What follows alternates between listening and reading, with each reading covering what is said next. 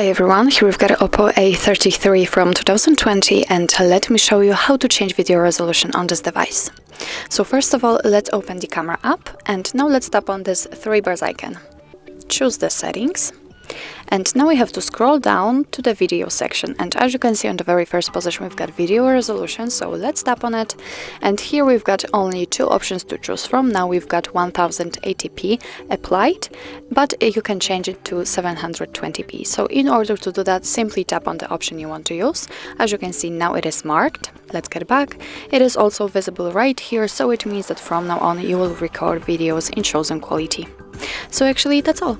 This is how to change video resolution in your OPPO A33 from 2020. Thank you so much for watching. I hope that this video was helpful, and if it was, please hit the subscribe button and leave the thumbs up.